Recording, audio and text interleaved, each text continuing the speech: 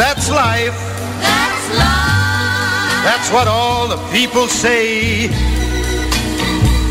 You're riding high in April, shot down in May. But I know I'm gonna change that tune when I'm back on top in June. I said that's life. That's life. And as funny as it may seem, some people get their kicks stomping on a dream. But I don't let it get me down. 'Cause this fine old world, it keeps spinning around. I've been a puppet, a pauper, a pirate, a poet, a pawn and a king. I've been up and down and over and out. And I know one thing, each time I find myself flat on my face, I pick myself up and get back in the race. That's life. That's life. I tell you, I can't deny it. I thought of quitting, baby, but my heart just ain't gonna buy it. And if I didn't think it was worth one single try, I'd jump right on a big bird and then I'd fly. I've been a puppet, a pauper, a pirate, a poet, a pawn and a king. I've been up and down and over and out. And I know one thing, each time I find myself laying flat on my face, I just pick myself up and get back in the race. That's life. That's life. That's life. And I can't deny it. Many times I thought of cutting out, but my heart won't buy it. But if there's nothing shaking come this here July, I'm gonna roll myself up in a big ball and die.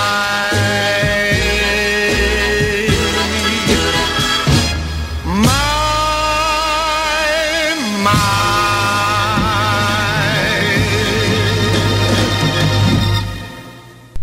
Welcome to the show, ladies and gentlemen. I was going to say show 33, but I have another show in the can, and I think it's show 33 also. So I'm just going to say welcome to the show. I don't know what show number it's going to end up being. I'd like to welcome Larry back to the theater operations. Thank you. How you doing? Good.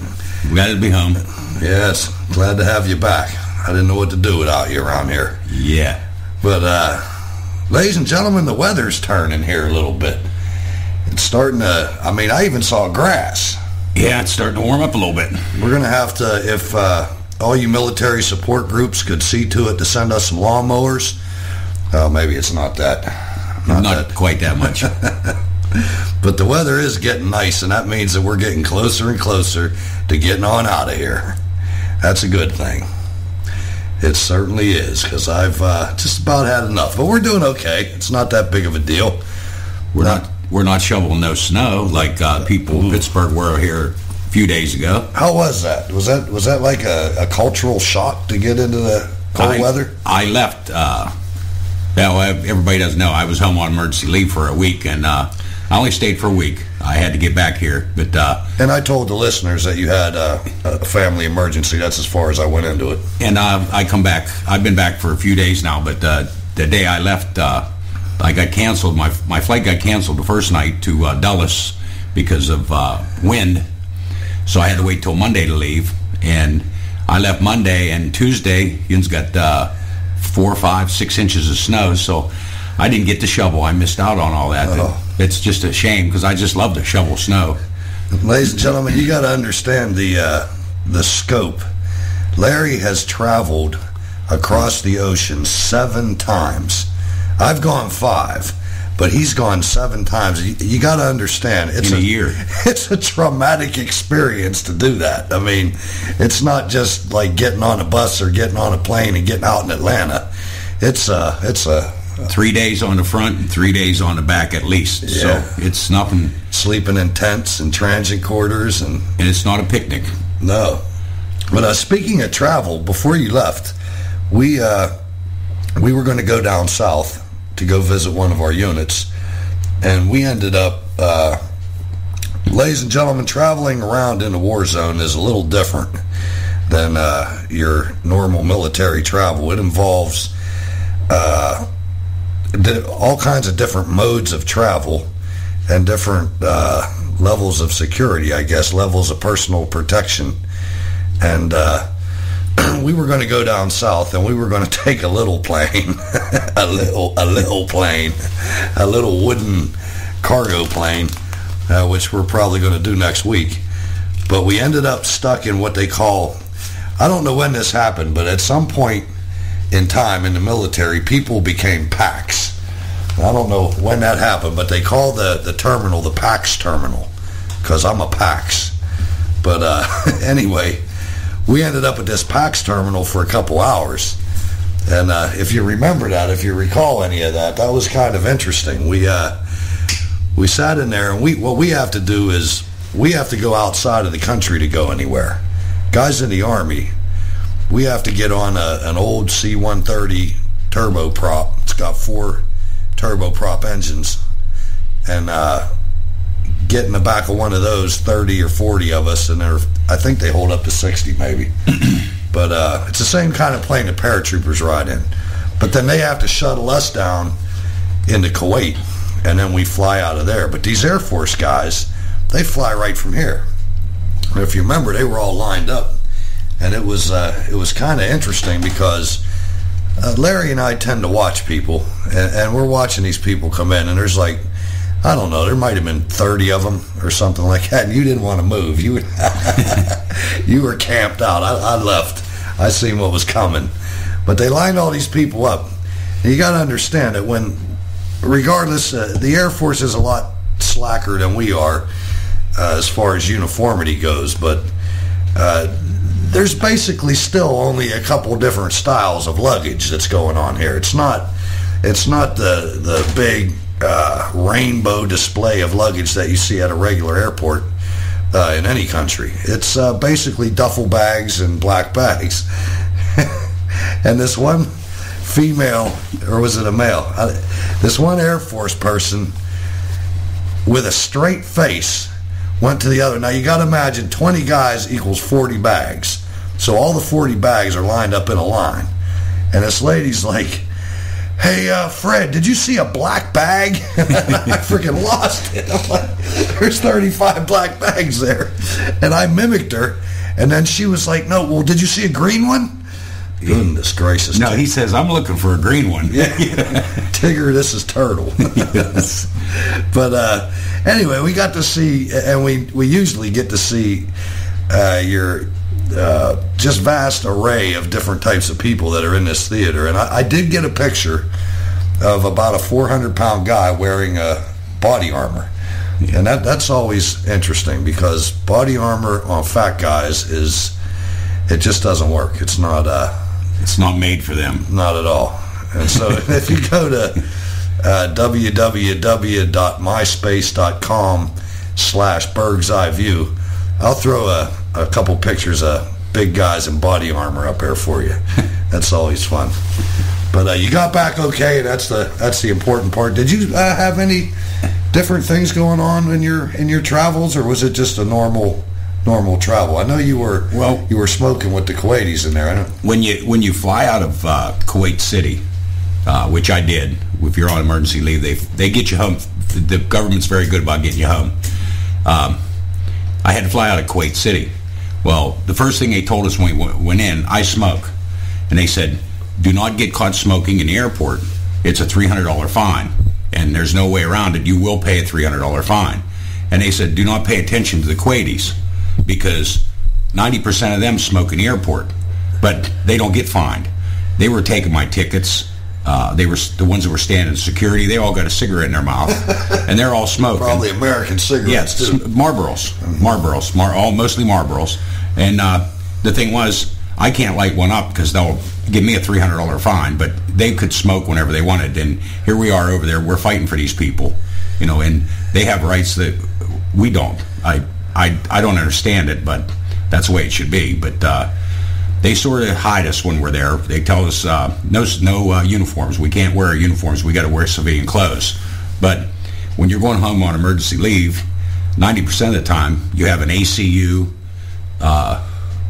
rucksack that you're carrying, plus you have military boots on, or your PT uniform, which you're really disguised. They wouldn't know who you were. Your duffel bag. Yeah, your duffel bag. You're carrying a duffel bag like they don't know who you are. Haircut. But a lot of people don't realize that Kuwait is actually, the foreigners in Kuwait outnumber the natives like 2-1 or something like that. It's a huge disparity. I don't know. I couldn't. All I seen was a lot of people with a lot of robes on, a lot of different robes. White robes, black robes, some that looked like dish towels. One had a black ring on top, one had a white ring on top, one didn't have no ring on top. So I don't know who all they were. But they were all smoking. Well, they were all smoking. They all had a lot of jewelry on, too.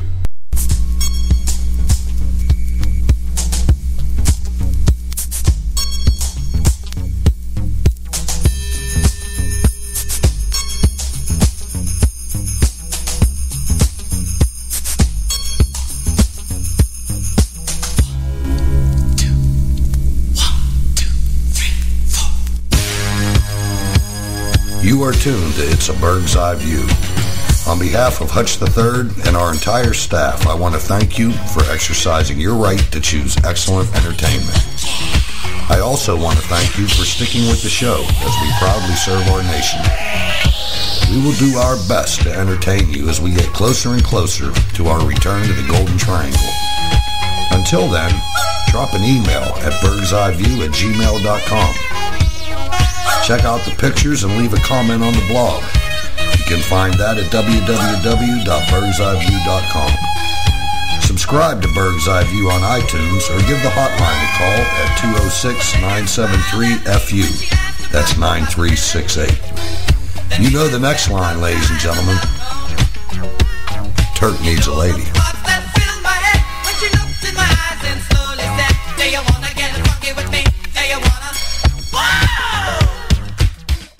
So we can't really do a show without talking about my favorite warriors, the contractors here. I always love them. Oh, yeah.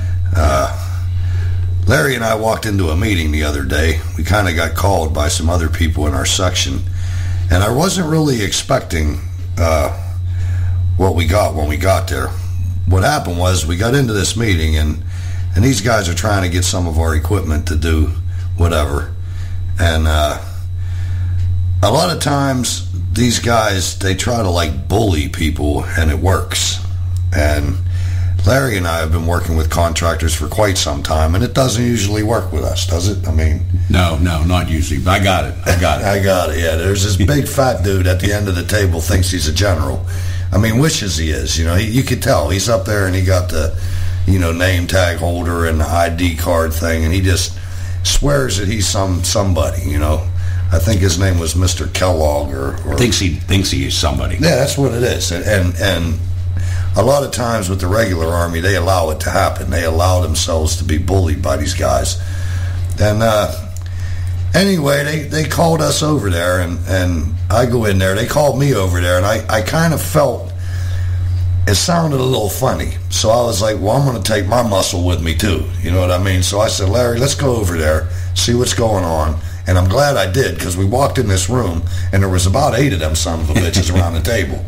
You know what I mean? And, well, they got to bring more than 8, because, they thought that they were just going to steamroll right through here, and we kind of let them know how it was going to be, and I think they're getting ready to go down anyway, because I was watching on the news, and I've been waiting for this to happen for a long time.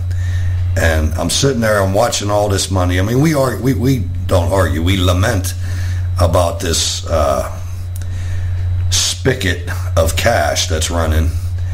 And I mean, I don't want to sit here and badmouth it too much, but it looks like there's a lot of excess cash being spent that maybe it could be, utilized a little bit smarter. But anyway, I'm watching TV, and it looks like the Iraqis are going to get a shot at doing a lot of these jobs that KBR and different companies are doing over here, and I think that's a good idea.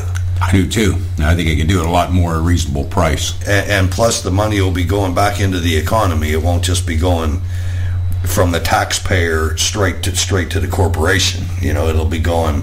It'll still be coming from the taxpayer, but at least we'll be able to start seeing some secondary growth outside some of these bases. Which we need back in the States. True, that's a fact. But any idea how many Pakistanis it takes to screw in a sign? At least a half a dozen. And I'll document that also. Go to MySpace, and I'll show you how many contractors it takes to operate a screwdriver and a ladder. And I think there was a union representative and maybe a grievance committee.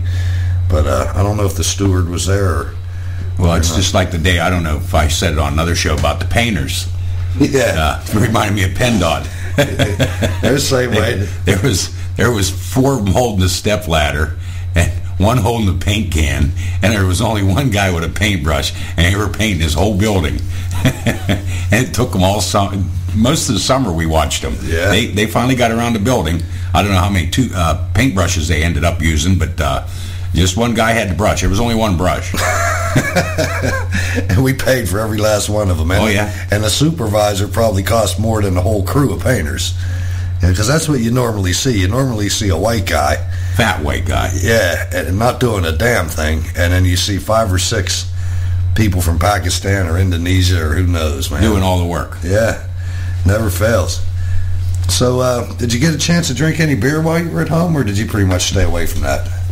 No, I drank a lot of Miller Lite while I was home. Come to think of it, the day I was leaving, I was sitting over at the restaurant having a coffee in the morning and looked across the street, and my favorite Rite Aid, because I live in West Virginia, right across the border, so we can buy beer in the gas stations. It's not like Pennsylvania. Plus, we don't have that extra tax on it, the drink tax. We love the drink tax. But I was watching the Miller Lite truck was waiting for the Rite Aid to open up, so they must have been filling the coolers back up from all them 30 packs that I got while I was home for that week. Yeah, they had you. They knew you were coming in. They had to manifest. Well, that was when I was coming back here. Oh. I figured they must have been restocking from when I was home. They probably noticed their electric bill went up because there wasn't enough beer in the cooler. But it tasted good, and it'll be there when I get back again. I can't wait to get back. I've been here for a while. I've been here since November 2nd, straight in a row. I'm about ready to go. Old Jeremy just went out the door. He needed it too, boy. He's been here for longer than either one of us in a row. I mean, yeah, straight. He was advanced party, so that's okay. He'll be back. He'll be back for the down. Yeah, we're I don't want to say that we're getting close to the end, but you can almost see it. You can't really see it yet, but you hear people talking about things that involve getting out of here. Like setting dates for different luggage to go, and that sounds good. Plus the weather's getting better. Baseball's coming up, but we'll cover that after the next segment. Good. I'm getting ready, just to let you all know, I'm getting ready to go do my hunter safety class. Oh, that's right. Yeah. Oh, that's a good one. I'm going to be a pigeon hunter. Yeah, we have a vector problem. And we found out that if we go to a half-hour class, we can get a license and an orange vest, and they'll sign you out a pellet gun. Yeah, if you remember back a couple shows ago, we talked about the vector control. Well, we're getting ready to handle that ourselves. We have quite a huge, nasty pigeon population on our buildings. And we're going to get ready to, I'm going to bag me some birds. Be very, very quiet.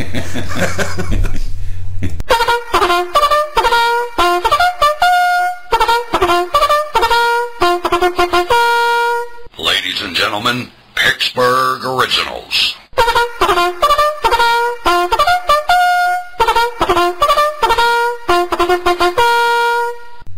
Ladies and gentlemen, this week's Pittsburgh Original is My liberated syndicator, Libsyn, podcasting powerhouse, had Pitt start.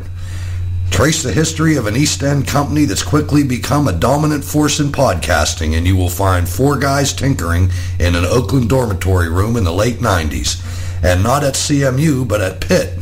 We weren't the guys programming robots to do crazy stuff, but technology was always a big part of what we did, said Marty Mulligan, one of the brains behind Libsyn.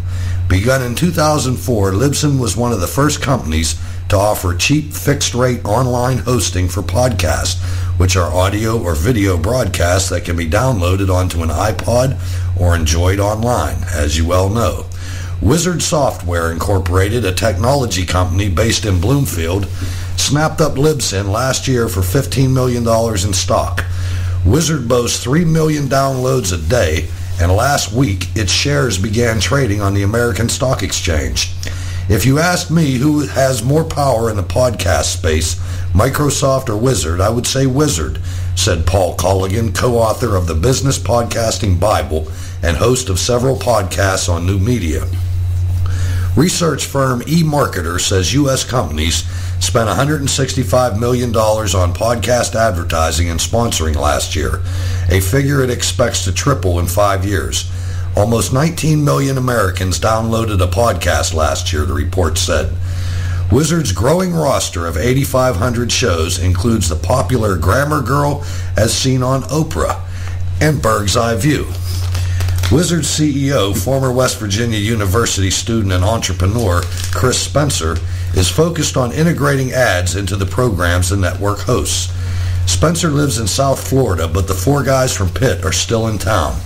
The most flamboyant, Dave Cheekin, shows up to work in a Trilby hat, black jeans, and a pinstripe jacket over a Homestar Runner t-shirt.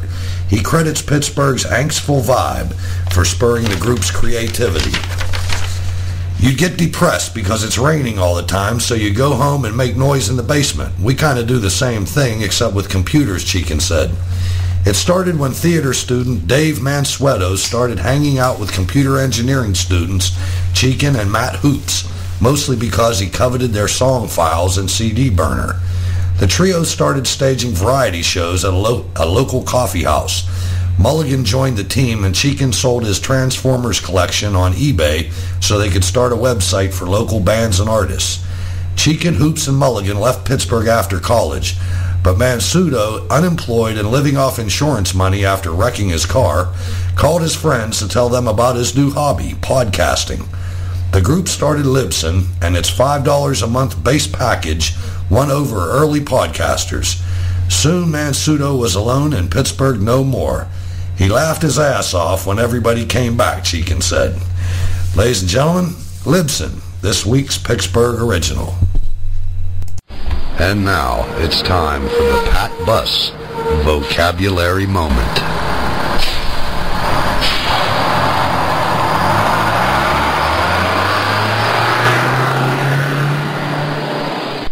Today's Pat Buss Vocabulary Moment is cupboard, pronounced cupboard. Definition, kitchen cabinet. Get them highball glasses out of that cupboard. You got any cupboards? Yeah, I got all kind of kitchen cupboards.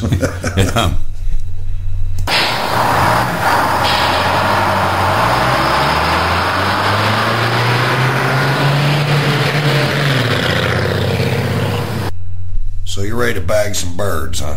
Oh, yeah. I figure, maybe if I get me 50, 60, maybe 100 pigeons before we leave here, maybe when I go back home, it'll be good on my resume. I could probably come back here for $150,000 a year at Vector Control, just shooting pigeons and putting out corn. Yeah, you'd probably get your own rifle and everything. Oh, yeah, I could. That's what I'm looking at. That's what you don't have to know too much to come over here as a contractor, because most of the ones I've seen, they don't seem very smart. They're either ex-people that were in the service that couldn't handle the service. The B team. Or they don't have anything else in life to do, because I can't see. I don't care what they pay you over here. If you're military, it's different. But if you come over here as a civilian, you still have to live here. Yeah, you're not in Pittsburgh. No, you might make $150,000 a year, but you're still living here, and I can't. I don't think it's worth that kind of money myself. The food isn't that good. I mean, they get a lot of it, but yuck. Well, they eat a lot of it. I don't know. Now, ladies and gentlemen, this was something that perplexed us throughout our entire tour in the Middle East, was all these Americans that would come over there for money. And it's like, do you understand what you're breathing? These people would come over there and eat mess hall food and, oh my God, this is something I thought that I was going to play these shows and leave. And I'm so captivated with the memories. Master Sergeant Larry Stroud is a very highly decorated former Marine and United States Army Reserve combat veteran in Vietnam and Operation Iraqi Freedom. And listening to him and him and I talk, it's captivating to me how this went. This was our tour in OIF during the surge, where we initially arrived on station and at the highest level of combat service support, of sustainment. And when we got there, we were experiencing 80 to 90 attacks a day throughout the theater. And when we left, or actually halfway through the tour, the strategy worked, and we were down to 1 or 2. And this is just us on the side talking, and I'll get back to it. Thanks for listening. Wow. Memories. They do eat a lot of it. I mean, I'd like to get some pictures because to me it's criminal. And I think we will do that. I think that what we're going to strive to do in the next month, in the next 30 days, and I haven't done this yet. I've been thinking about dabbling in it. Some of the other podcasters do it. But maybe we'll post a video. Maybe we'll get a video, and instead of having an audio podcast, or maybe in addition to the audio podcast, we might treat you to the exit strategy of these contractors, and you can see what we're talking about. Oh yeah, you can just see how they eat and what they take out. To me, it's criminal. You can ask. I get pissed off sitting in a chow hall with them to watch them eat their breakfast or their dinner, and then watch them fill up their styrofoam dishes to what they carry out. Plus their pockets, 3 bananas, 2 apples, a couple oranges. Oh, it's horrible. I just like to know what they're doing with it. You know, that's the thing. They can't be eating it all. No, because they're coming to all 3 meals. It's not where they're taking it for their next meal and not coming back. They're there every day for 3 meals. And they eat. So you can't eat that much, although their girth tends to say that maybe they are eating it. But the ones that get me are the TCNs, what we call the third country nationals, that come in there because they only weigh 100 pounds. They ain't got no fat ones. You notice that? No. There's no fat ones. These Pakistanis and Indonesians, whatever they are, there ain't no fat ones. But they're carrying more shit out of here. I think they have a store. That, or they're making wine or beer or something. Black market or something. I don't know. But I mean, how long? Maybe they're shipping it. How long can you keep a banana? Yeah, but I'll bet they're in cahoots with the truck drivers. Well, maybe that's true. I'll bet you there's some kind. I don't know what it is, but it's wrong. And as you can tell, we've spoken on this on numerous occasions, so it's obviously bothering us. You have to see it. You have to see it to believe it. I mean, every day, take 5 cartons of orange juice, 6 bananas, some apples, whatever they can fill their pockets with.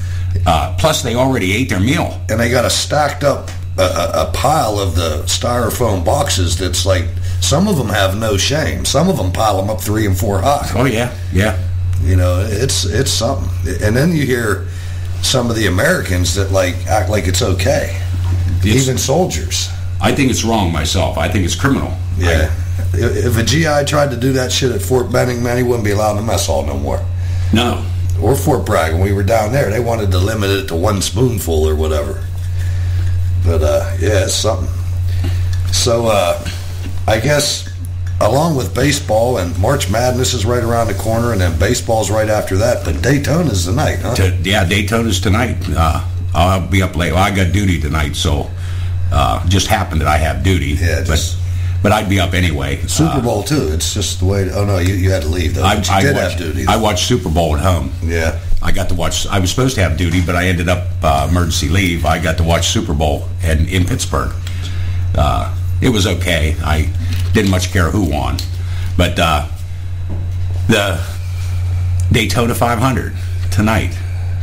I guess everybody's looking for Little E. They say the Hendricks Motorsports is a team to beat. That's what's in the papers. But you're the expert on NASCAR. That's why I put this segment in there. Well, it's going to be Hendricks, but I'm hoping it's Jeff Gordon. Jeff Gordon, Jimmy Johnson. I don't think Little E has the talent. I know there's probably a lot of Little E fans out there, but after watching the shootout last weekend when he won and Jeff Gordon, to me, I'm getting more and more. It depends on what this race does this weekend. I might not watch another one.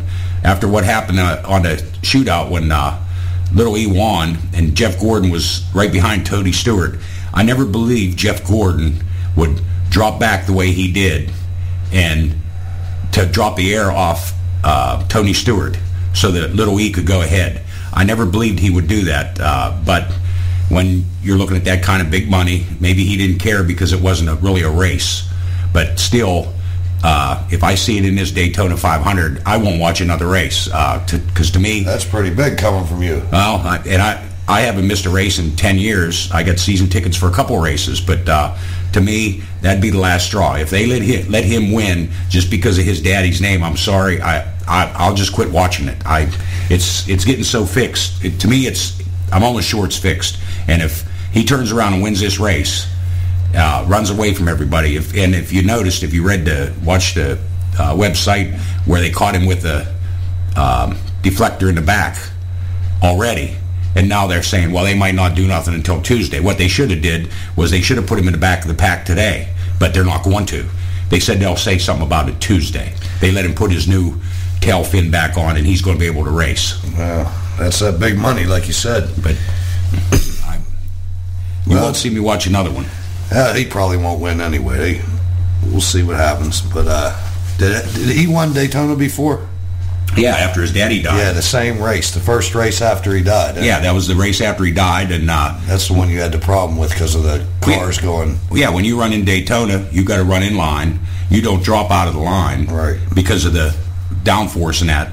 And here, he dropped out of line, just went around everybody. And when he did that, like I said, they had something else in that car, the power, to get him around everybody like that. There was something, they did something with it. Nobody else ever does that. Right. No, you can't do it. You drop backwards. But he took off in front of him. And to me, NASCAR was behind that. Because when they went and checked the car later, they said there was nothing, everything was fine with it. So to me, that was a cheating right there. I'm sorry. So, not to change the subject, I know that's an emotional subject for you, but didn't you get a metal detector lately? Oh, yeah. Yes, I did. And did you get a chance to use that at all? Or I threw some change out in my yard, and I was only home on leave, so I really didn't want to get in. Plus, the weather wasn't real good. Oh, yeah, that's true. I figure I'm going to wait till we're done here, and then I could really get it out. But there's a lot of old places around my place, around home, that I want to go around where there could be some old silver. I thought about that too. Even here, I mean, we have this Turkish cafe that we go to every now and then that's set up in one of Saddam Hussein's old, I guess it was like a morale and welfare activity. It was a movie theater, an outdoor movie theater with the, looked like an old drive-in. And you could tell where the troops used to sit. It'd be nice to go through there. I don't know what the hell you'd find. Maybe you'd find some WMD or something. Yeah, the ones George is still looking for. Yeah. But down in Florida, some kids were goofing around with a metal detector. And actually, an 8-year-old boy and his friend found a live World War II-era hand grenade while searching for buried treasure with a metal detector. Now, let's check that out. Sidney Mathis and his friend had found nails, bolts, and a toy car by sweeping the detector over a field near their home Thursday. But it was their other find that alarmed Sidney's father, Chris Mathis. He arrived home Thursday to find the boys about to put the grenade into a bucket of water. Chris Mathis grabbed the grenade and dangled it outside the window of his sports utility vehicle as he drove away from the apartment complex. Mathis had second thoughts. I hit a bump, and that's about the time I realized moving the grenade wasn't the brightest thing to do, he said. 2 members of an Air Force explosive unit from nearby Hurlburt Field in the Florida Panhandle took the grenade and destroyed it Friday morning. Can you imagine that, though? Digging a grenade up. Hey, you never know what you find with them things. I mean, they're lucky they didn't pull the pin out of it. Yeah. You know what I mean? They're not in there that good. I mean, they're in there, but... Well, it had to be rusted. Yeah. They're lucky. Yeah, they are. And those are fragile, too, once they've been laying like that. Yeah, that's true. They get very unstable. And then Dad wants to blow himself up. Yeah, he's driving along, holding it outside the thing. Dangling him by the ring. Right, dangling him by the ring. Yeah, by the pin. It's a pothole. He's lucky he wasn't in Pittsburgh. Hit one of them potholes. But that's not the first time they found, as far as some of the ammunition in that, where people brought it home from Vietnam, World War II. Oh, yeah, rockets and mines and stuff like that. And hand grenades, and they put it up on their top of their bed or in their bedroom, and then when they passed away, the kid they never said anything to their kid, and then here 2 generations down, kids are in there playing in the bedroom, and they're playing with a piece of live ammunition. Yeah, you want to hear some crazy shit? You know what we used to do when we were kids?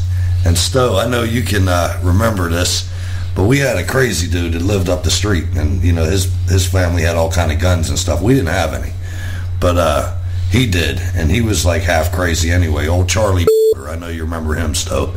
But we would take model airplanes and shit and put them out on the curb and have the guy in them, and then like put model glue over them and then light them on fire. You know, like it was a crash. And then we do silly shit like take 22 rounds and throw them in the fire. And then freaking run around and hide behind cars until they went off. Never knowing how stupid we were, you know. But just little things like that you do to pass the time, you know. Yeah, that's... I plan on doing some with the metal detector, though. Yeah, that sounds like fun. That's a lot of it. There's a lot of old places around it. Baseball fields...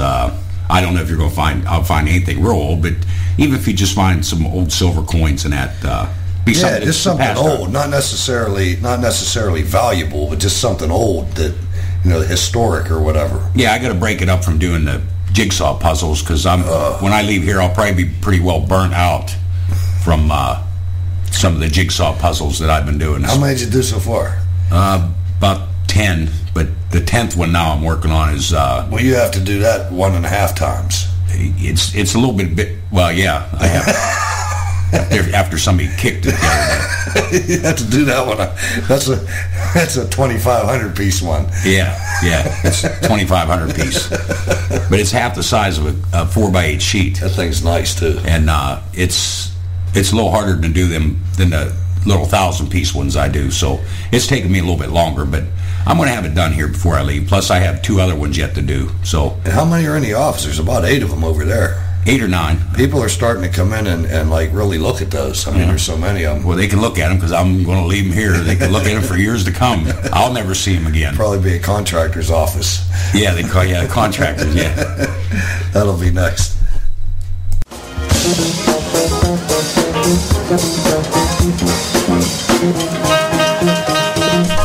You are listening to A Bird's Eye View, and you like it. The show is on the cutting edge of Bergdom with me and the crew. Now, the crew may change, but sooner or later, you'll hear Hutch and Hutch, the Bloomfield Update, and all the rest of the things that bring you back episode after episode. For now, who knows what we have in store? Go to the blog, check out the pictures, and leave a comment. Subscribe on iTunes so you don't get caught short, or send an email from the contact button at www.burghseyeview.com. Send an email direct at burghseyeview@gmail.com.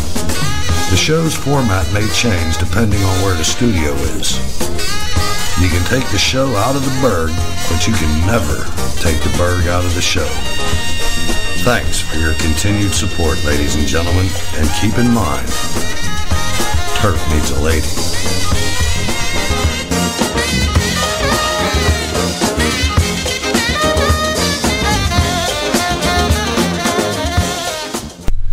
Well, Jason, just to let you know, never fear, I got a whole show about Korea that's in the can, and I think I'm going to probably publish this show first, So you might have to wait until another couple weeks from now to hear about the Korea experience. But it's not a bad show, and it's about 40 minutes of that, and it's coming. And I don't know what I'm going to do after that. I guess we're going to have to go to the reserves after that, but that'll be interesting. Little biography project I'm doing to help out the listeners wanted to hear it, you know. Oh, I understand. So we had to give them what they want. And you did that one by yourself? I did. While you were gone, I was getting bored. I didn't have nothing to do, and it's like, man, I gotta turn on this broadcast system. You didn't slur no words, did you? In the one show, I did. Not in that show. In the show before that, I was getting a little sleepy. You were slurring a little bit? Well, I don't know. Slurring ain't the right word. I was a little tired. Yeah, I understand. You know what I mean? But the mail's been moving kind of slow lately. Yeah, the goddamn, I don't know about this postal service. It has been a little bit slow. It has. It makes you nervous a little bit. Yeah, you can't count on anything anymore being on time. It's too and far between. It is. It is. You know, you want those magazines and books and stuff. It takes a long time for them to get here, you know. Yeah, unless you're getting something from one of them United Military Support Groups, them motherfuckers come full bore. I'm here to tell you, maybe I'll take a picture of my cupboard over there, and you can see all the. I mean, ladies and gentlemen, God bless all the organizations that help us out. That's actually out Jason's way. What was the name of that's the one? Send cash. Yeah. Send cash. But they must think that we're out in the desert proper, you know. Like, well, it's not a Vietnam anymore. Vietnam, that kind of stuff was good because we ate the old sea rats, right. And you know, you didn't have any canned food or anything like that, like what we have now in the chow hall. And even the soldiers, when they first got here, they were living like dogs. Right. You know, they didn't have all this shit. They were living in tents with sandbags around them, and the baby wipes were good, you know, and the, raviolios. But you can only use so many baby wipes. Ramen. I have 10 brand new toothbrushes in my room. I've got about 6. And this Foot Locker is full of stuff. I couldn't bear to throw it out because I know somebody bought it. I got, like, if we get back to Pittsburgh and you ever need any hand sanitizer, give me a call, man. I got some hand sanitizer. I got for your whole family, I'm saying. You know what I mean? If Larry needs any or Joey, let me know. I got the same thing with baby wipes. You get it wiped with a lot of babies with them. They bullshit, man. But I couldn't throw it out. You know what I mean? I was making fun a couple episodes ago. I'm making fun of a contractor mailing this shit home. You know, but I mean, he was mailing like 2 little things of shampoo. I've got like 2 grosses of shampoo. Oh, you know what? Now that you're saying that about a contractor again, Contractor's funny. That should come up. I was mailing some flags home that I had flown over here on a mission, and they give you a nice certificate goes with it. It says, explain that to the listeners because they probably didn't catch what you meant. You can get you take a flag, a United States flag, and you take it over to where they have the F-16 airmen, and they will fly your flag with them on a mission. And when they bring it back, they will say what tail number, who the pilot was, where they flew it over, northern Iraq or wherever, and they'll give it back to you. Nice certificate on there, colorful. With it has all that on there, and you can put it to somebody from you. I sent one to the Legion. I sent one to my kids and my wife. But I was over at the postal mailing them the one day, and I seen the customs. Customs has to go through all your stuff before you can send anything. And there was a contractor in front of me, and he had a big box he was sending home. And I'm watching the customs guy up there, and all at once he's pulling out toilet paper. Get the fuck out of here. Rolls of toilet paper. This guy was sending rolls of goddamn toilet paper home. Now you tell me what's toilet paper, and most of the toilet paper over here anyway is not stuff that you would use at home. No, it's hard, man. And the guy couldn't have been making less than $80,000, right? And tax free or however they work. He's sending goddamn shit paper home. That's in a goddamn mail. No, to me that's a little ridiculous. That's right up there with the guy with the 5 gold rings. Yeah. I mean, come on now. That's freaking bad. So on the one that went to the Legion, was my name on there too, or was it just from you? I forget. I do too. Well, I don't know. That's why I was just asking. I forget if I sent it for me and you both or not. I think I did. I'll have to look at it when when I go to the Legion when I get back. I think it says both of us. Oh, you're all right, man. I think I did. Didn't I get? You didn't have one flown for him too. No, we were. I think we're both on there. That's cool. Not that, I mean, it was all your effort anyway, but it's pretty neat because it tells you the pilot's name and, like Larry said, the tail number of the actual jet. And I have to be honest with you, I don't get goosebumps anymore, but I still get proud. I get a proud on my chest when I see them F-16s take off. Ladies and gentlemen, if you've never been close to a fighter jet, and you never saw it take off, especially at like dusk or in the morning when the afterburners, when you can see the flame coming out, it just gives you a feeling of, goddamn, I'm glad that we're on this side and not the other side, because they're going out to kick somebody's ass. Amen. There's no question about it. I mean, they ain't going out there just to fly over somebody. They're going out there and they're going to come back lighter than when they went out there. And I'm tired of hearing them, and when I get back to Pittsburgh, that's probably the thing that I'm going to miss the least is listening to them because they're very loud. But it is good to know that they're on your side. That and when the medevacs come in over our building. Yeah, that's always tough. And, you know, it might sound a little hard or something or whatever, but you know what I do when I see those come over? And they always come over in twos. And some days you see 8 pairs of them, and some days you see 2. But I always look up at them and I say, man, I hope there's not Americans in there. I hope it's fucking Iraqis or something. I mean, it's just the way it is, man. That's what I do. Yep. I just hope it ain't our guys, you know, and that means it has to be their guys, but fuck it, it's their country, you know. But I was in here the other day, and we had a little bit of problems with my satellite. And Jen, we got the satellite back up, so I know that'll make you happy. We can communicate a little bit again. But, hi, Jen. But this guy, now let's just call him Murray. He comes in and because he's real smart with computers, you know, and he realizes that my IP address isn't right or some bullshit, some computer shit. And he sees this big MXL microphone, you know, and he's like, wow, man, Chief, what's up with that mic? You use that to talk to your wife? It's like, no, I use that to talk to the millions of listeners of a Burghseyeview.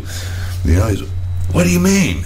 I said, I have a local podcast back in Pittsburgh, and his eyes got all big and his jaw dropped, and he's like, wow, that's really cool. You know, so so I'm thinking, he's like, well, what do you talk about? And I'm thinking, well, I mean, you know, funny shit, you know, local stuff. I do it with my son when I'm home, but over here I talk about funny shit, and I'm thinking, should I give this guy the fucking website? We probably talked about him before. But I think we talked about him. Ladies and gentlemen, please send me an email if you remember me or Larry or Jeremy or Gary Pancakes or anybody talking about Murray, because I can't remember. I think we did. I think we did too. He was worthy of show notes because he was living with Jeremy for a while. Yeah. Oh, yeah. He did. I know he did. He did talk about stealing his shit. Yeah, he was eating his food. Yeah. Charlie 19er, ladies and gentlemen. Check out Charlie 19er. Send us an email, me or Larry, at burghseyeview@gmail.com. We spoke a little bit about the mail being slow, but you know what else is slow? Not only slow, but typical. I read a headline today that said the $430 million tunnel underneath the river with the most bridges in it, over it, on the East Coast, is running a little over budget. Well, I know Pittsburgh, they'll fix that. You think 10% was bad on your booze tax, they'll probably add another 5% to it for the tunnel. So we're going to have the 15% tunnel tax, ladies and gentlemen. It's coming up. Be ready for that. How in the hell did these people let themselves get talked into digging a tunnel under the fucking river to go from town to the north side, which is a 5-minute walk across 6th Street Bridge? Why didn't they just build an 8-lane bridge? Would have been cheaper. An 8-lane bridge could have went right across there. For $430 million, even with startup costs, I could have probably started a company and renovated every bridge in the damn place. Oh, hey. I mean, The Honorano Tunnel. Yeah, wow. And I, woo, it's more than him, but I just don't see that as, what if it leaks? Maybe we can hire some Pakistani contractors to fix it. Yeah. Hey, you know what, though? The machine, the company that's digging the fucking tunnel is Japanese. Yeah. And they had this big-ass machine, looked like it came out of Mothra versus Godzilla, And I guess when they were getting ready to start digging, they had this, freaking ceremony over there. They were, bowing to Buddha and freaking knocking the sake off of the side of it or whatever. But, and if something happens and it don't make it, that poor guy's going to have to shoot himself. Oh, yeah, he'll have to jump off the bridge. Yeah, he'll have to find one of them bridges to jump off. And it can't be the Birmingham Bridge because that thing broke. Yeah, but they got it fixed now, I think. Did they fix it? I think they fixed it while I was home. Yeah, they were jacking it up. They can't figure out. It dropped 8 inches. Yeah, the bearings fell off. Well, yeah, they said that they think it was the weather, but it only dropped 8 inches. But they were jacking it. They were jacking it up. They said it'd be. I think the traffic's back on it. It was supposed to be when I was home. They were almost ready to get it open again. Yeah. That's something though when the bridge drops. And they don't know till a dude calls 911. Did I tell you that time I called 911? But they didn't know. Still didn't know why. Well, the bearings fell out. Well, that's what they think. What were they called? They were rockers or something. There were some kind of bearings. I don't even know how they're bearings. But I was coming across Liberty Bridge one night, coming from town to the South Hills, heading toward the tunnel, and I'm in the proper lane. I don't know. You've been across that bridge where it's variable. It depends what the lights are on how many lanes you're allowed each way. And I was going down a lane that had a motherfucking green X on it. And there was a car coming the other way. I called the 911 lady. You sure? Which eye did you have? No, I wasn't even driving. Or was I driving? it doesn't matter. Because I don't drink and drive anyway. I mean, no question. But I used to, and that's why I don't know more. But we're not going to get into that. Maybe on a future episode we might. There's a lot of good stories in that. But the bottom line is I don't anymore. But I'm driving across here. I see these headlights coming, and I called this 911 lady, and I'm like, "Hey, look, this isn't an emergency yet, but if you don't understand me and do something about it, it's going to be an emergency." And you wouldn't believe the questions this idiot was asking me. I mean, you know me. I can pretty much get my point across when it's something urgent like that. And I mean, who, what, where, when, and if. I covered all the bases, and I had to repeat it 6 times, man. It was terrible. She thought you were lying to her, probably. Oh, boy. Yeah, because a lot of people probably do. You know what I mean? A lot of people probably do call. If you were a 911 operator, it's probably like being an IG here. You could probably write a book with the stuff that people tell you. You know what? Speaking of that, maybe if I get a hold of that guy from Pittsburgh, he could get a job over here with the contractors. Which guy? The guy in charge of the tunnel? No, the one that was walking. They got up on the roof. That all them 911. They thought there was a shooter on the roof on the one building. Oh, you remember that? Yeah, that was a couple years ago. Yeah, he was up there, and that's what they thought. Yeah, he was shooting pigeons. Yeah, he was shooting pigeons. Yeah, he was vector control. Yeah, maybe. I forgot about that. Did he get fired? I wonder. Maybe he's looking for a job. I don't know. Maybe that was him. That's true. He could be over here. Did he have a Pittsburgh accent? You know what? Did he say Yins? I don't know if he said Yuns or not. The freaking guy drove up on the curb like he was from around here. And he did say Yuns want to shoot a little bit. He was letting everybody else shoot. Yeah, he was. Yeah, maybe that could be him. We should ask him. I never thought of that. I don't know if you guys know the portion of the audience that's not from Pittsburgh or that doesn't live there now. That was something. A couple years ago, there was a guy that was trying to kill pigeons up on one of the higher... On his lunch hour. Yeah, on his own, freelancing. And somebody saw him and called 911, and they, shut town down. They had SWAT team there. Yeah. The poor guy, they thought there was a sniper on the roof. I mean, it was like helicopters and everything. I went down there, and it was like... But, he ended up being a pigeon shooter, and I wonder if he got fired or what happened to him. If he did, he could probably get a job. If you're out there, you could probably get a job over here with just KBR. Call 1-800-KBR TAX dollars. Yeah. And And he could probably get right on. They'll send you right over here. United will fly you right into Kuwait. They will. You can't smoke in the airport. No. But other than that, yeah, you can come over on a military plane. You can smoke in the bathroom if you want, but unless, yeah. Uh-huh. But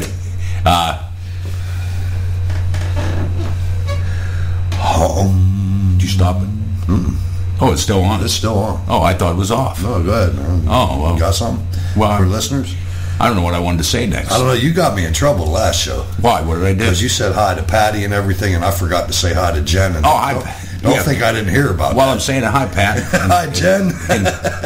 Saying hi to you today. I'm making sure. I miss you. And hi, Jen. How are you? I should have stopped up and seen everybody up at the, up at the base, but when I was home. But I get pissed off when I see some of them, the draft dodgers that they got left up there, and it pissed me off just coming in there. So that's the reason I didn't come up. There's a lot of people I'd like to see, but then there's a lot that I don't care to see. And hi, Patty. Nice to talk to you. Just go ahead and don't worry about shoveling the driveway. Just take Larry's truck, knock a couple PSI out of the tires, whip it in 4-wheel drive right up there. The rest of the year, don't worry about it. Just leave the side of the garage alone with that mirror. She took it out. Well, she just touched it. But just grazed it a little. I've got a little bit of fixing to do on the side of the garage door. Just a little vinyl. That's all right. They got some duct tape on it. Don't feel bad. Jen doesn't have my truck. Freaking Hutch has had my truck for like months, and I didn't even know it. She didn't even tell me. Oh, you don't need that old car no more. Does it got fenders on it yet? My truck is better. I talked to my daughter the other day. She says, "Oh yeah, we had this truck for a long time." Oh. I talked to her on the way to school. Nobody tells me this stuff. That's okay. Oh, so he's got nice. Goddamn. He's Toyota-ing. He's out there. Senior with a he's pimping. Brand new truck. Guaranteed he's pimping. Oh, it must be nice. It must be. Shit. Ladies and gentlemen, we'll talk to you next time. We appreciate this time that we get to spend together.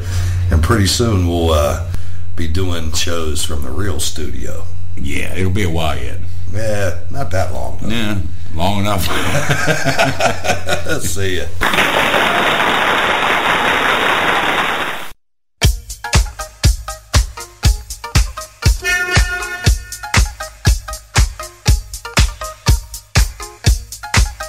Give me a hoe if you got your funky bus fare. There's a double Dutch bus coming down the street, moving dirty fast, so kinda shuffle your feet.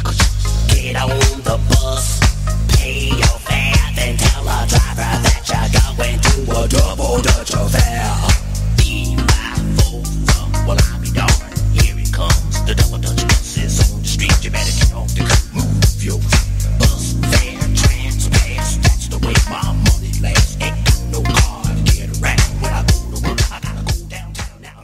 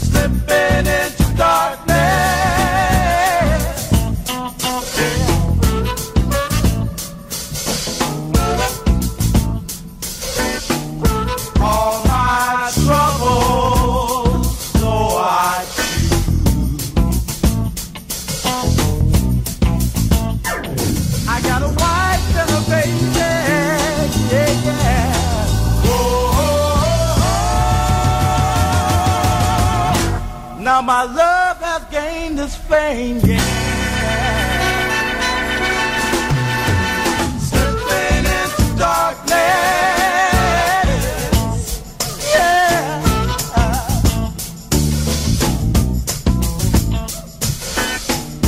When I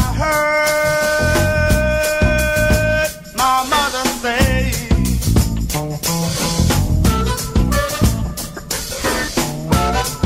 I was slipping into darkness.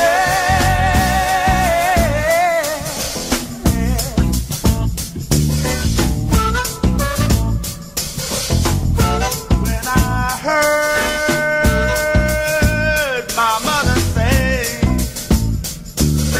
hey, what she say, what she say?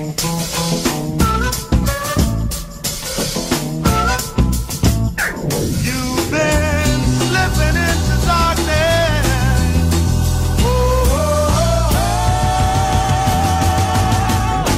Pretty soon you're gonna pay.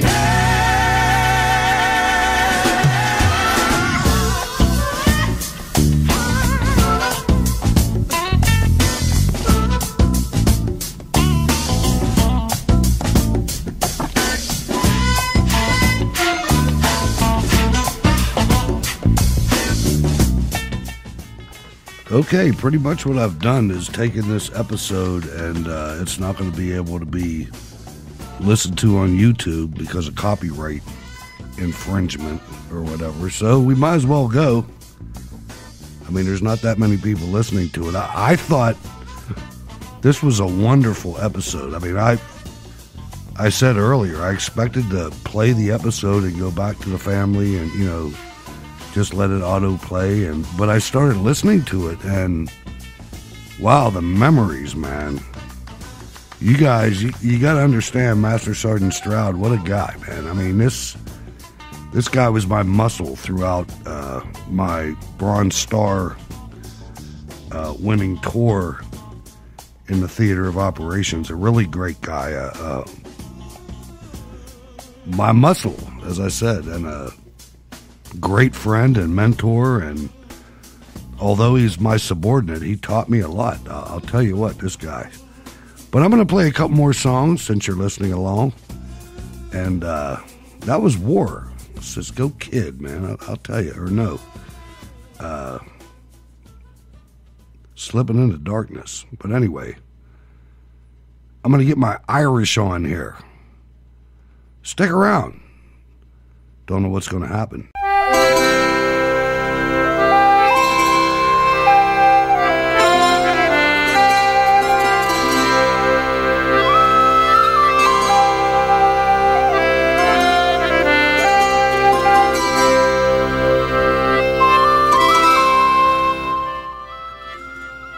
My people are some of the toughest bastards in the world. Check this out.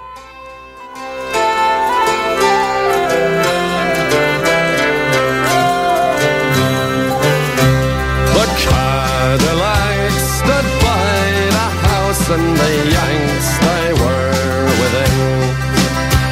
And the Tinker boys they hissed advice but were with a pen.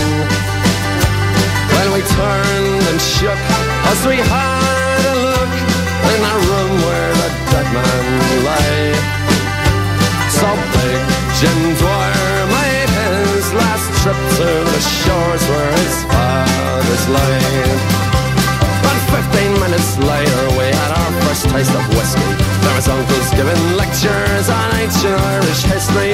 The men all started telling jokes and the women they got frisky.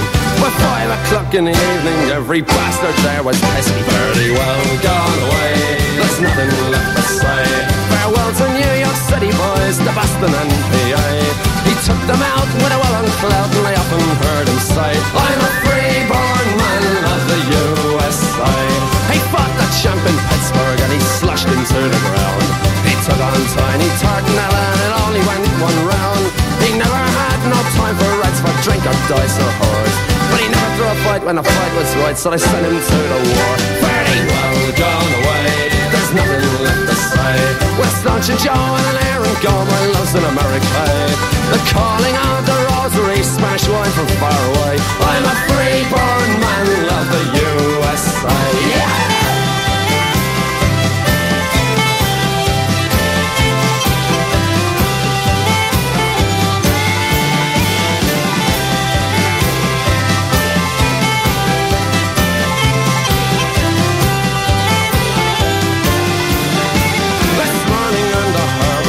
Said goodbye to you.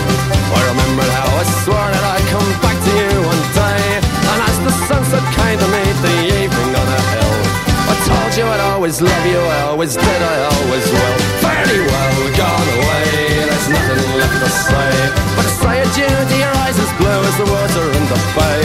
To big Jim Dwyer, the man of war, who was often heard to say, I'm a free-born man of the USA. I'm a free-born man of the USA.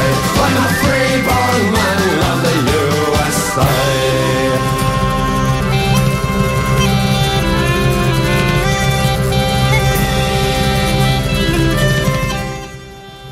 A common dirges song of the Baltimore Police Department.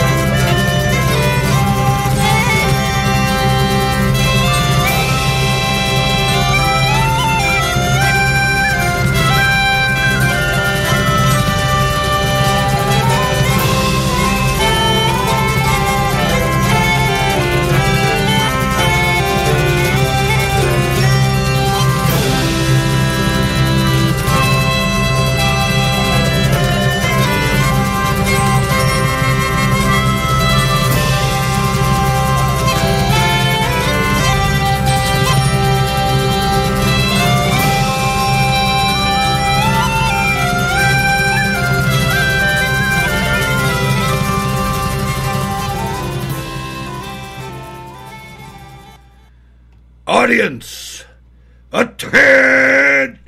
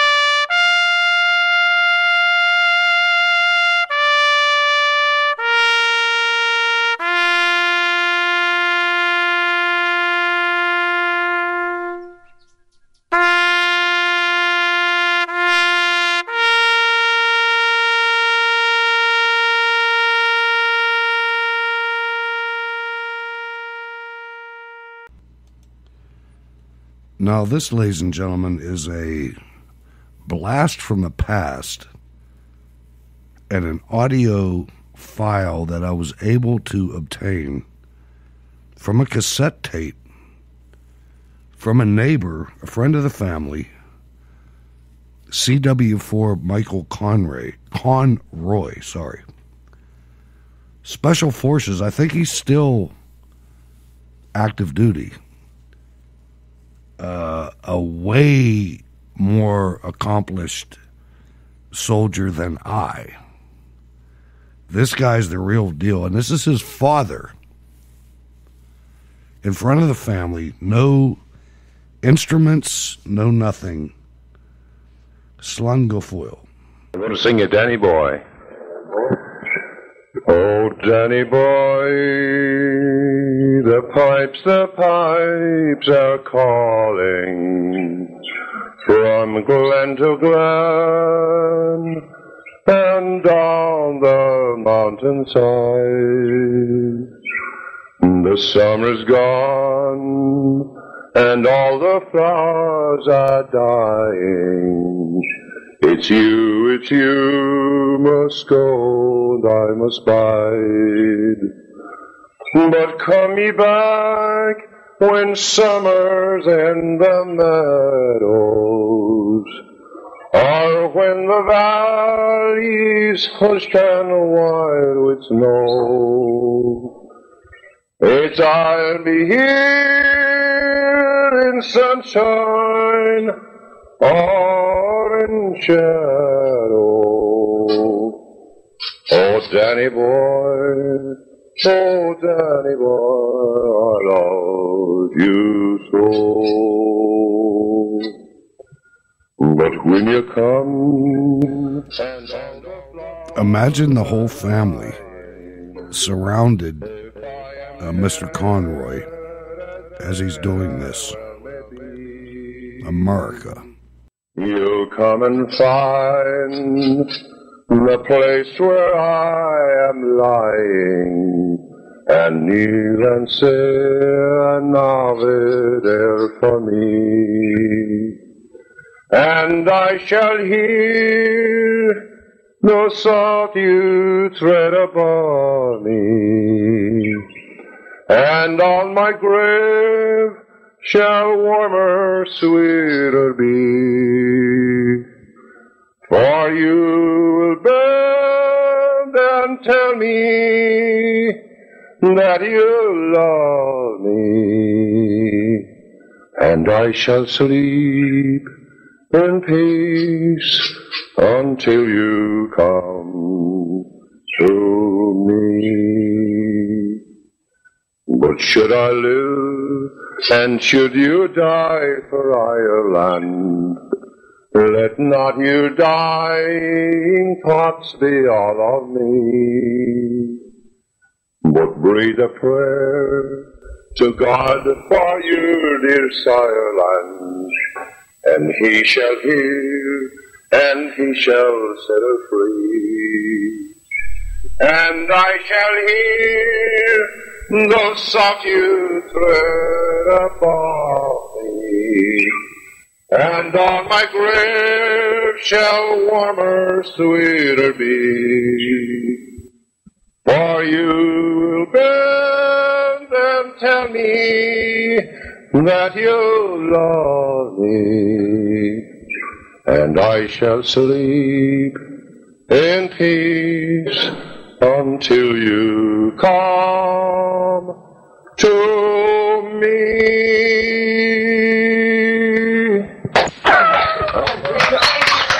Happy New Year.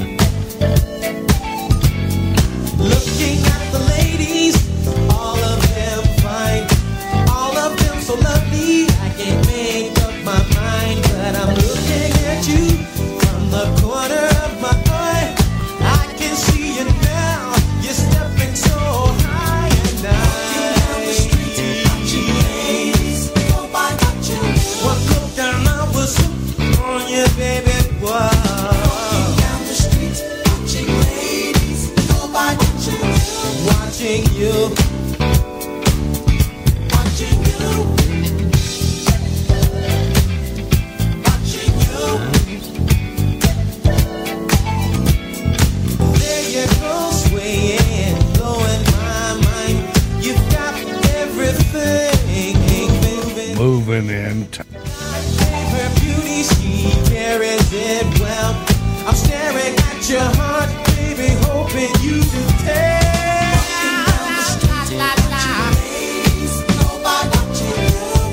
Hoping you can tell that I'm watching you love. Down the street, watching ladies go by watching you.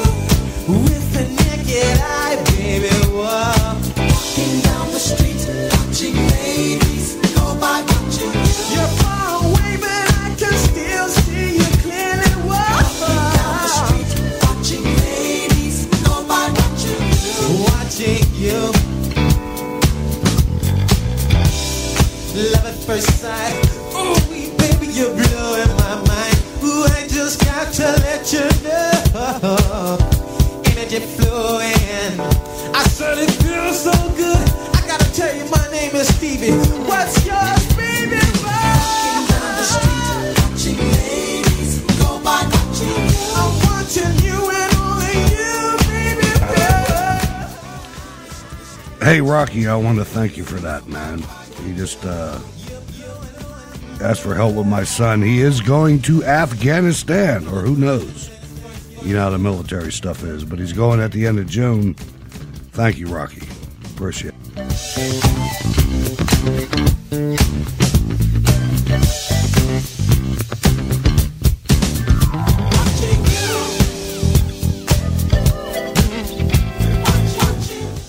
Now, come on, Norway, you know I can't tell you that. Girl looks just right to me. Ha! Combination, smile, body, physique. Whoa.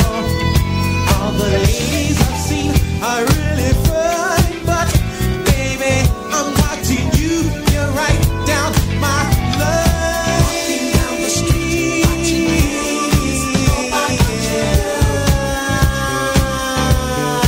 Baby. Walking down the street, watching ladies go by watching you. Ooh, you're right for me. You're right to the T, baby. Walking down the street, watching ladies go by watching you. What must I do to let you know I'm taking you? Walking down the street, watching ladies go by watching you. Whoa. Walking down the street, watching ladies go by watching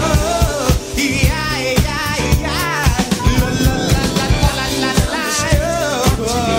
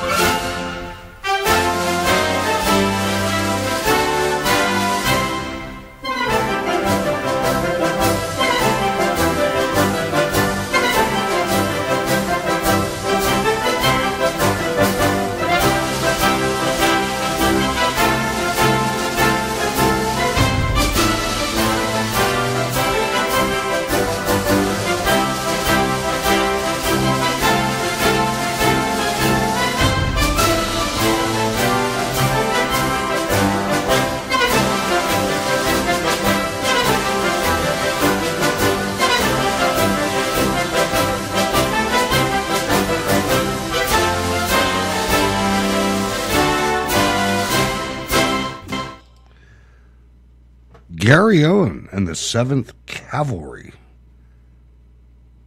What an awesome organization. I mean, these guys are badass. Dean Martin, ladies and gentlemen.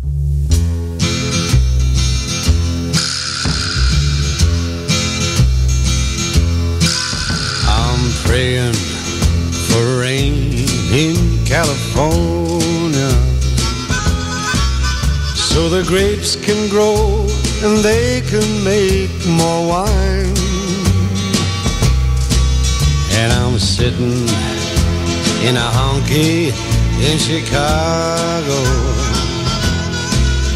with a broken heart and a woman on my mind. I match the man behind the bar for the jukebox. I'm Max the man behind the bar. Takes me back to Tennessee. When they ask who's a fool in the corner crying, I say, a little old wine drinker me.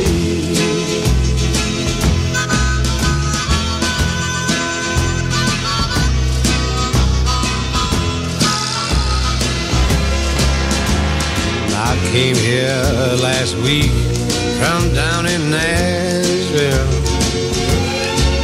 'cause my baby left for Florida on a train.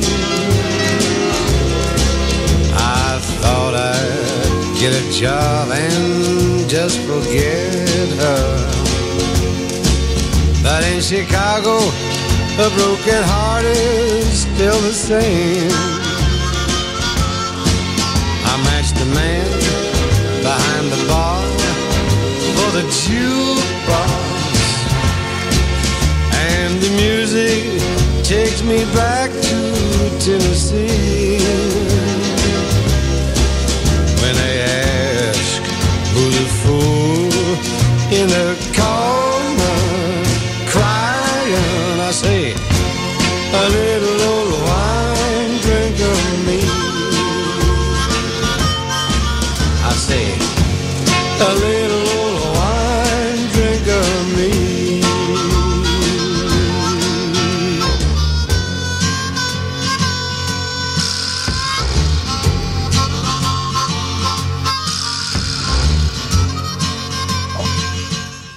Dino Crescetti, ladies and gentlemen, from Steubenville, Ohio. One of my favorite guys. He didn't get a fair shake. Let's listen to his papa.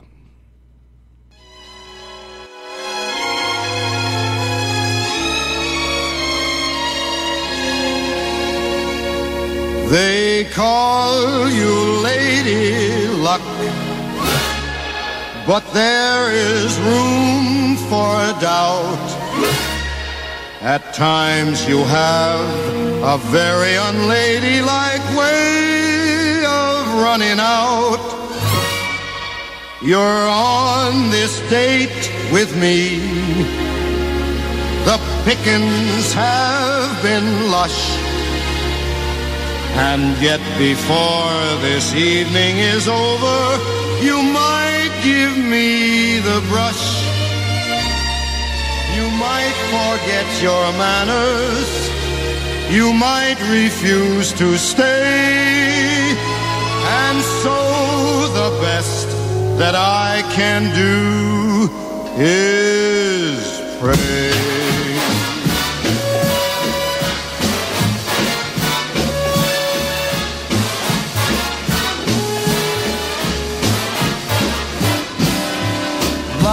Be a lady tonight. Luck be a lady tonight.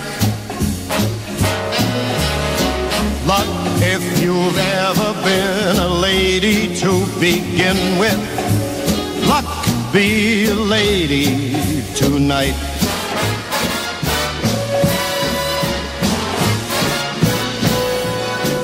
Luck let a gentleman see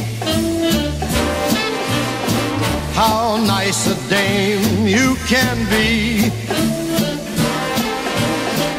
I know the way you've treated other guys you've been with. Luck be a lady with me.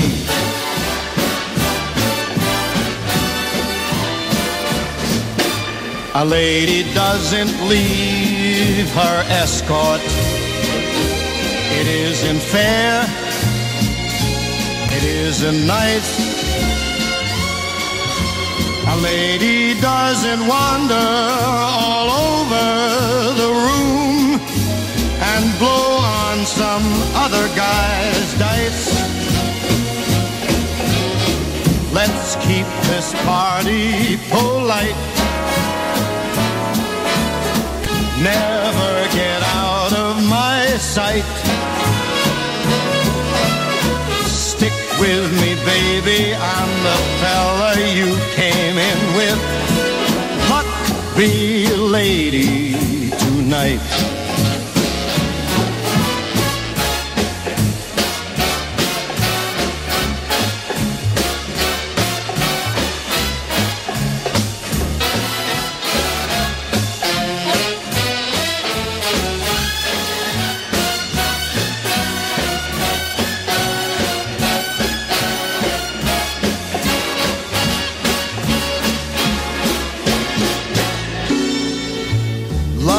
Let a gentleman see just how nice a dame you can be.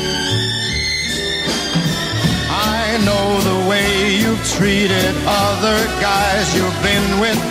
Hey, luck be a lady with me.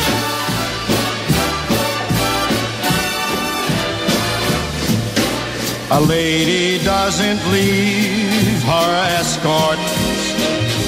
It isn't fair, and it's not nice. A lady doesn't wander all over the room and blow on some other guy's dice. So let's keep the party polite. Never get out of my sight. Stick with me, baby, I'm the guy that you came in with. Luck be a lady. Luck be a lady. Luck be a lady.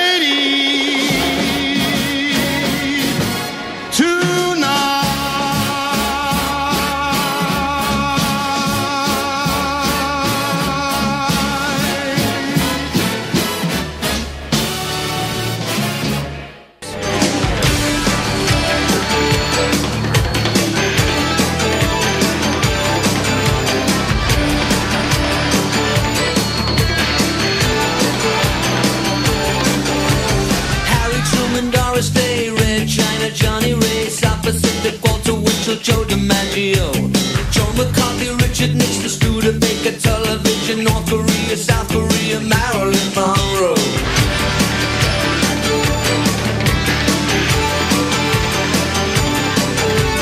Rosenberg, H-Bomb, Sugar Ray, Panmunjom, Randall, the King and I, and the Catcher in the Rye, Eisenhower vaccine, England's got a new queen, Marciano, Liberace, satire.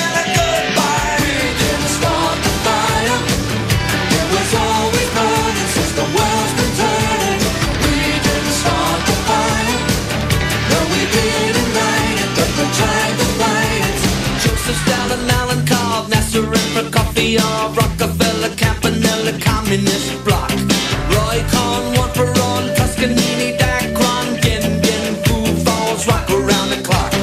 Einstein, James Dean, Brooklyn's got a winning team, Davy Crockett, Peter Pan, Elvis Presley, Disneyland, Bordeaux, Budapest, Alabama, Khrushchev, Princess Grace, Peyton Place, trouble in the Suez. We didn't start the fire.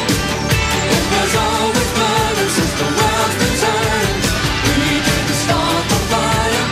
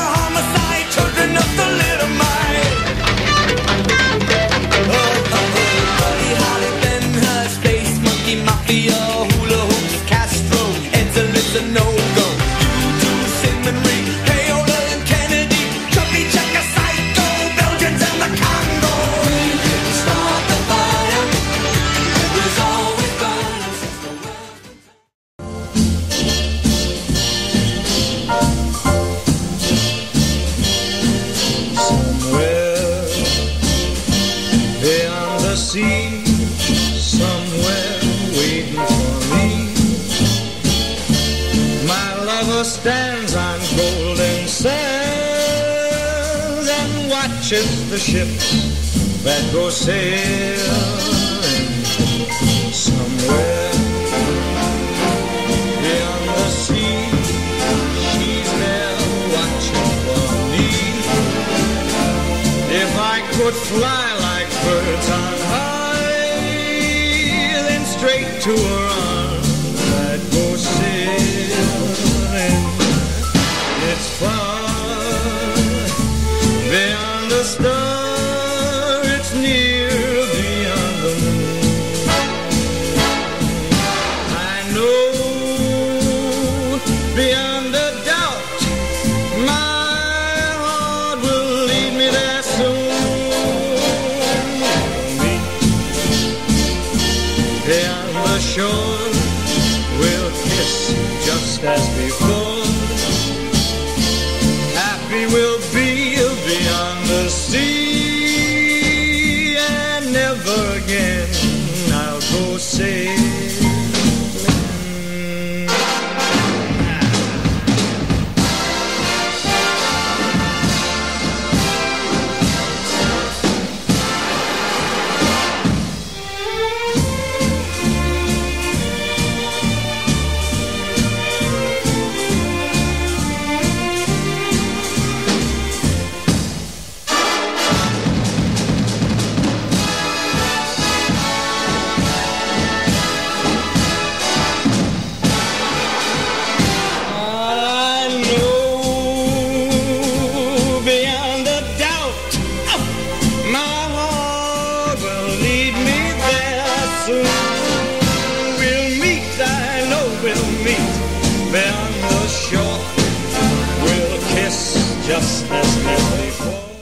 You know we'll meet beyond the shore. Kiss. Just like before. Never again, baby. Oh.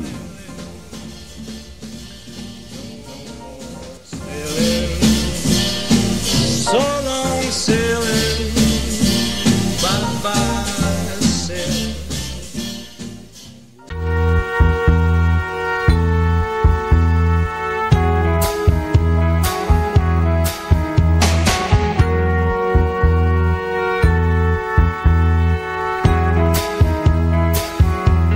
You're just too good to be true.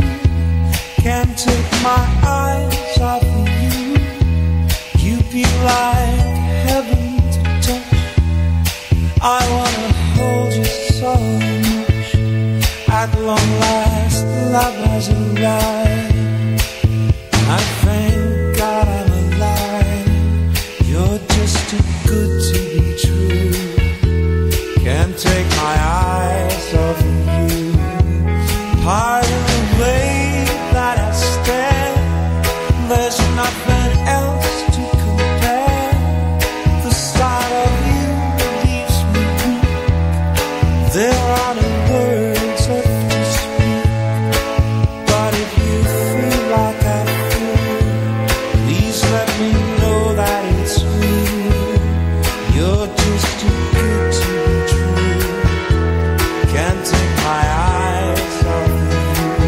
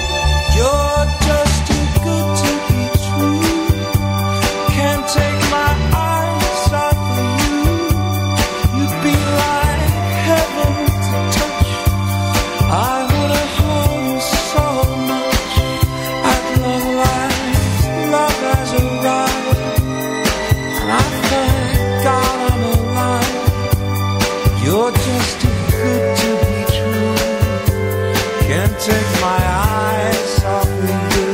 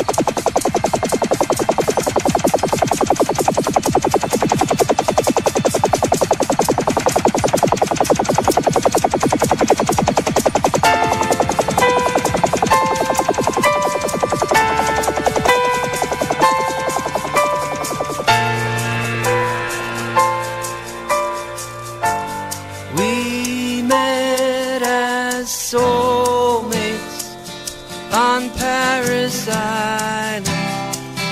We left as inmates from an asylum. And we were sharp as knives. And we were so gung-ho to lay down our lives. We came in spastic like tameless horses. We left in plastic as numbered corpses. And we learned fast to travel light. Our arms were heavy, but our bellies were tight.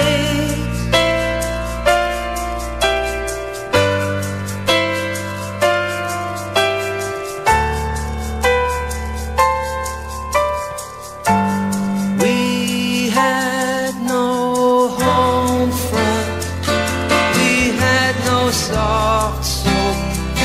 They sent us Playboy, they gave us bar hope.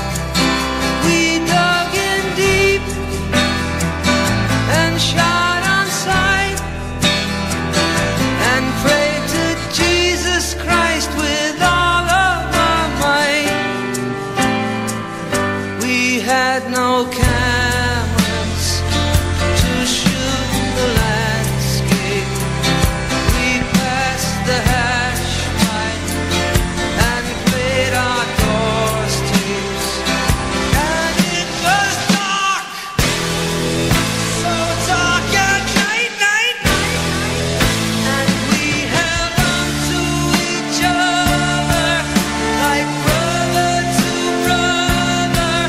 We promised our mothers we'd write. When we would all go down together, we said we'd all go down together. Yes, we would all go down together.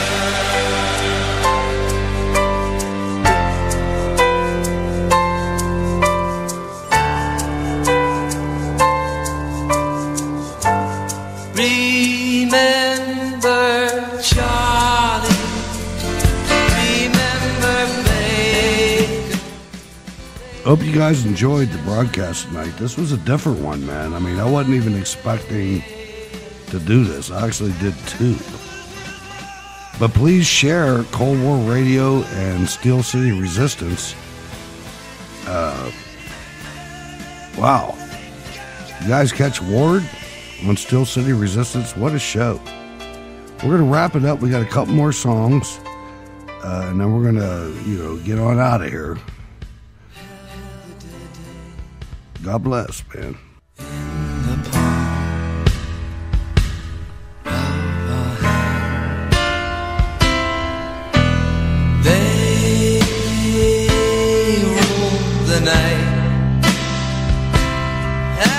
the night seemed to last as long as it.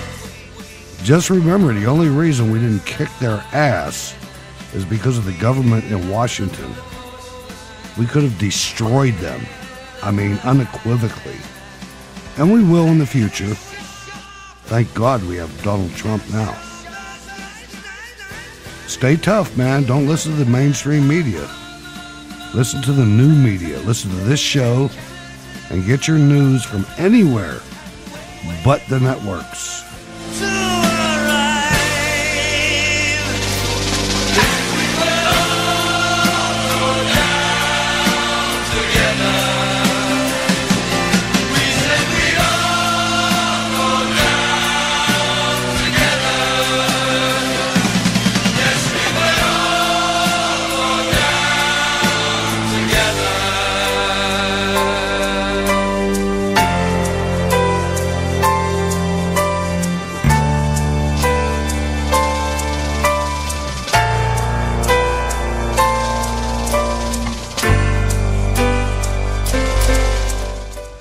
Getting ready to get my hood on next. Run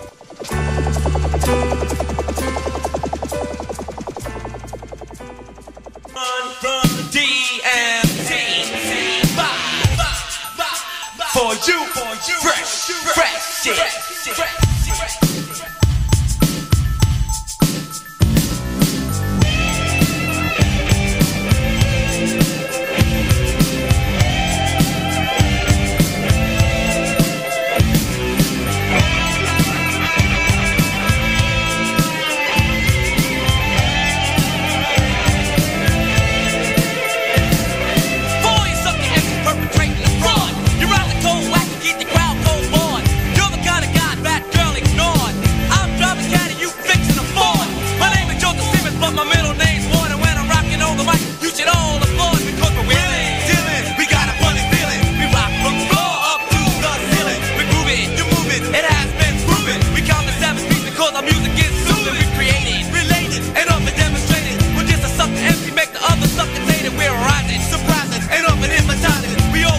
But then we never spit no lies, no curls, no braids. Easy headed, still get paid. Domestic cut the record up and down the front page.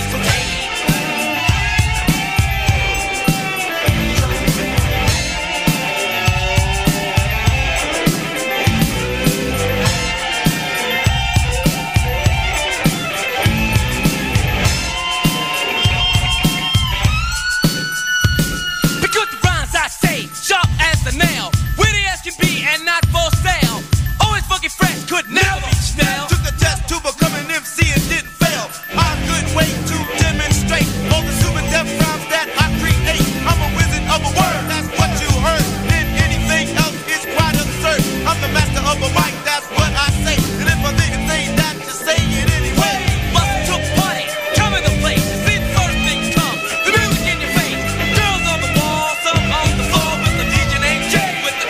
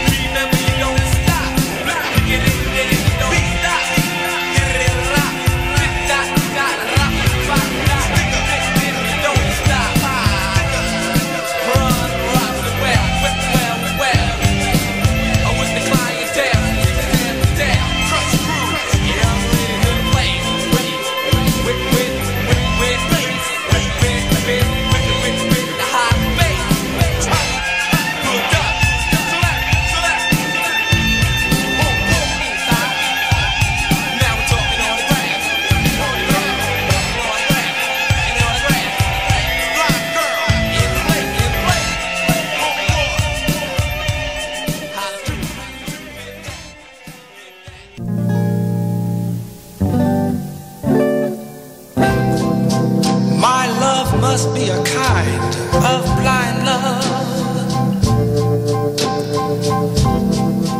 I can't see anyone but you. Shabam, shabam. Shabam, shabam. Shabam, shabam.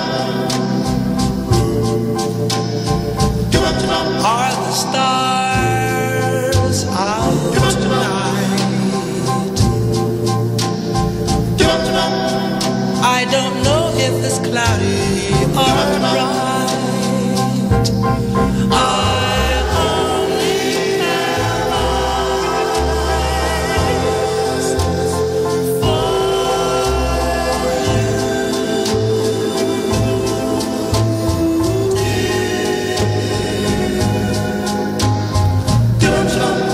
the moon may be high,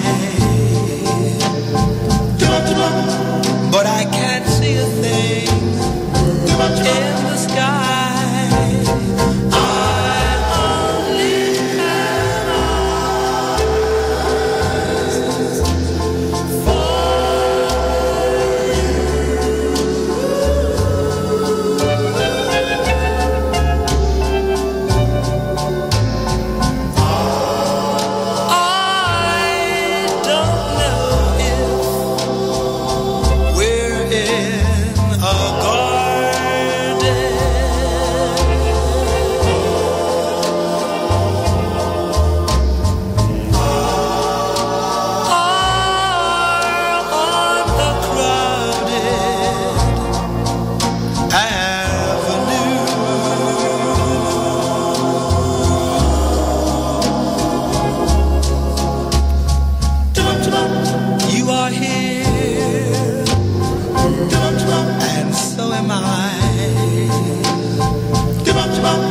maybe millions of people go by, but they all disappear from view.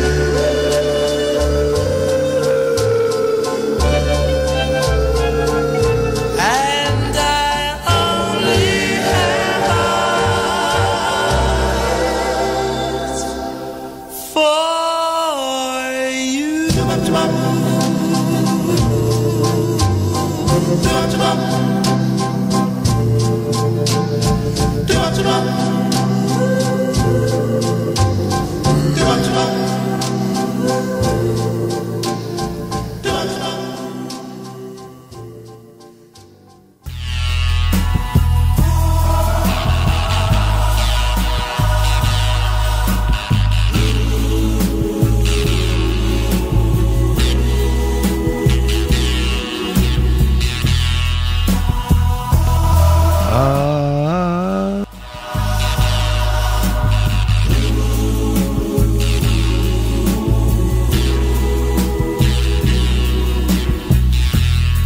One month ago today, I was happy as a lark. But now I go for walks, to the movies, maybe to the park. I have a seat on the same old bench to watch the children play. You know, tomorrow is their future, but for me, just another day. They all gather around me. They seem to know my name. We laugh, tell a few jokes, but it still doesn't ease my pain. I know I can't hide from a memory, though day after day I've tried. I keep saying she'll be back, but today again I've lied. Oh, I see her face everywhere I go, on the street and even at the picture show. Have you seen her? Tell me, have you seen her? Oh, I hear her voice as the cold winds blow in the sweet music on the radio. Have you seen her? Tell me, have you seen her?